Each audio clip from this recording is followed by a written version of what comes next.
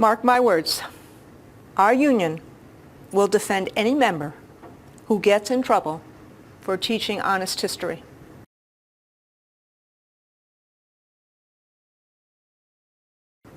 We have a legal defense fund ready to go. Teaching the truth is not radical or wrong. Distorting history and threatening educators for teaching the truth is what is truly radical and wrong. Culture warriors are labeling any discussion of race, racism, or discrimination as CRT to try to make it toxic.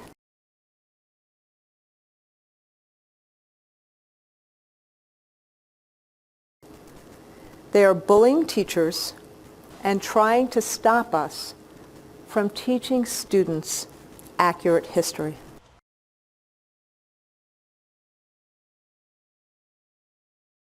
In 1943, the following directive was issued from party headquarters to all communists in the United States.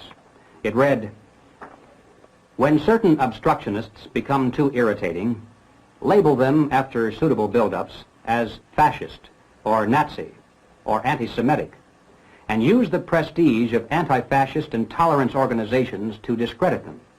In the public mind, constantly associate those who oppose us with those names which already have a bad smell. The association will, after enough repetition, become fact in the public mind." But in reality, the main emphasis of the KGB is not in the area of intelligence at all. According to my opinion and opinion of many defectors of my caliber, only about 15% of time, money and manpower is spent on espionage as such. The other 85% is a slow process which we call either ideological subversion or active measures, активные мероприятия in the language of the KGB, or psychological warfare.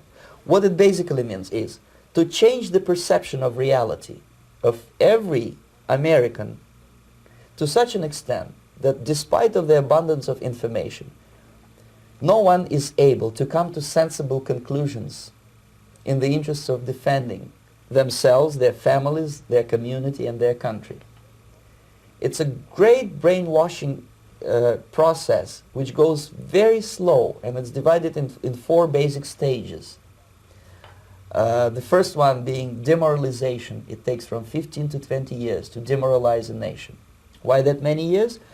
Because this is the minimum number of years which requires to educate one generation of students in the country of your enemy, exposed to the ideology of the enemy. In other words, Marxism-Leninism ideology is being pumped into the soft heads of at least 3 generations of American students without being challenged or counterbalanced by the basic values of Americanism, American patriotism. The result you can see.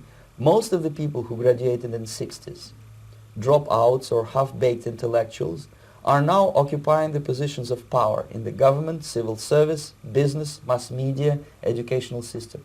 You are stuck with them. You cannot get rid of them. They are contaminated. They are programmed to think and react to certain stimuli in a certain pattern.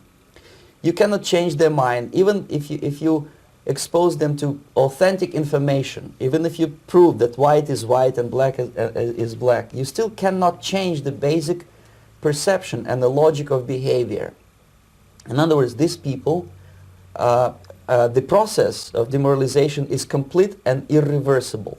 To get rid society of these people, you need another 20 or 15 years to educate a new generation of patriotically minded and common sense people who would be acting in favor and in the interests of the United States society.